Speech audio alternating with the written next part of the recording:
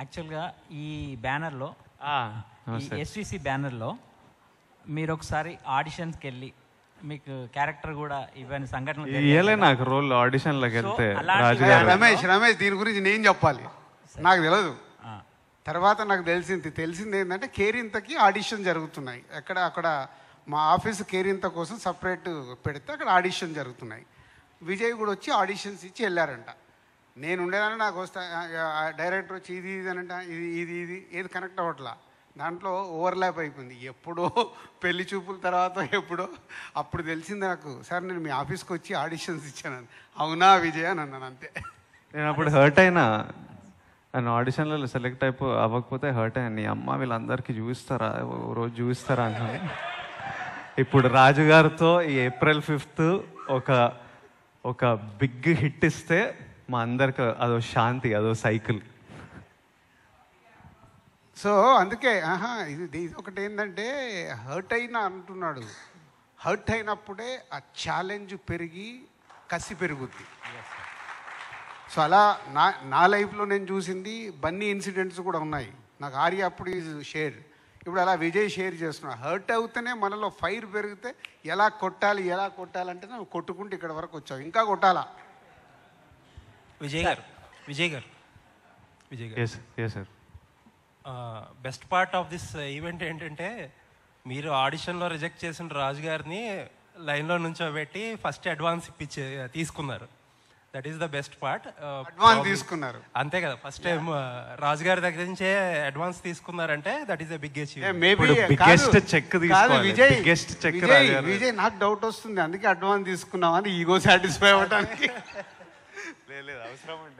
But ఏంటంటే nice గా double tight అని చెప్పి నైస్ గా ప్యాకేజ్ చేశారు. బట్ స్టిల్ మీగో కూడా లేదు. అంటే దీనికి నేను ఇంకోటి అంటే విజయ్తో నేను తన మొదటి సినిమాలు చూసా, పెళ్లి చూపులు కానీ, అర్జున్ రెడ్డి కానీ, గీతా గోవిందం కానీ. గీతా గోవిందంలో ఈవెంట్కి అరవింద్ గారు నన్ను గెస్ట్గా పిలిస్తే అక్కడ ఉన్న రెస్పాన్స్ చూసి ఆ రోజు నేను అనౌన్స్ చేశాను. సో అంటే తన గ్రో అవుతున్న విధానం చూసి వావ్ వాట్ ఏ రెస్పాన్స్, ఇంత రెస్పాన్స్ మూడు సినిమాల్లో అక్కడికి తెచ్చుకున్నాడంటే చాలా గ్రేట్ అనిపించింది. నేను అప్పటి నుంచే విజయ్కి చెప్తున్నా, సో కేరింతది నువ్వు మైండ్లోకి వెళ్ళి తీసే, ఎప్పుడు జరిగిందో నాకు తెలియదు. బట్ మనం సినిమా చేస్తే మట్టుకు బెస్ట్ సినిమా ఎలా తీసుకెళ్దామనేది ట్రై చేద్దామని లాస్ట్ 4 years వెయిట్ చేశాను. నేనేదో టక్మన్ విజయ్ చేద్దామంటే కూడా చేసే మూడ్లో నేను లేను. చేస్తే కరెక్ట్ సినిమా చేసి రిజల్ట్ వచ్చే సినిమా ఎలా చేయాలి. విజయ్ గారు, నిన్న మీరు ఒక ఇంటర్వ్యూలో I heard you saying family star అనేది గీత గోవిందం ఆన్ స్టెరాయిడ్స్ ఉంటుంది అని చెప్తున్నారు మీరు. గీత గోవిందం అనేది ఏంటంటే మేజర్ కాంట్రిబ్యూషన్ ఆల్బమ్. అసలు లాస్ట్ ఫ్యూ ఇయర్స్లో ఒక ఆల్బమ్ అంత ఇంపాక్ట్ క్రియేట్ చేసింది అని ఆలోచిస్తే ప్రాబ్లీ అలవైకుంఠపురం ఒకటే కనిపిస్తుంది. మేబీ అంత ఇంపాక్ట్ క్రియేట్ చేసిన ఆల్బమ్ మేబీ ఇయర్స్ అయ్యాక కూడా it is still relevant and ringing. Same music డైరెక్టర్ని ఈ సినిమాకి కూడా కంటిన్యూ చేశారు. సాంగ్స్ బాగున్నాయి, బట్ గీత గోవిందం అంత ఇంకా జనరేట్ అవ్వలేదు పీపుల్లో.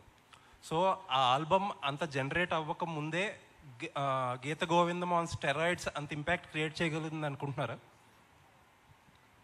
ఇప్పుడు నేను దీన్ని గీత గోవిందం నెక్స్ట్ లెవెల్ అన్నా, గీత గోవిందం ఆన్ స్టెరాయిడ్స్ అన్నా అంటే ఇది గీతా గోవిందం కంటే సక్సెస్ఫుల్ అవుతుందనో, దీని ఆల్బమ్ దానికంటే బెటర్ ఉంటుందనో, ఎక్కువ నంబర్లు వస్తాయనో కాదు.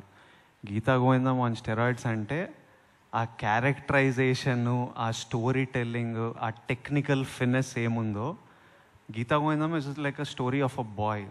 This is more of a man.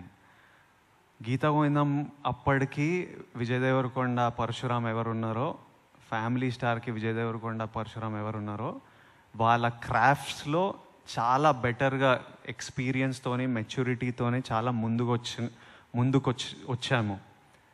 ప్రతి సీన్ మీరు కంటెంట్ చూసినప్పుడు I think this question again we can come back post release.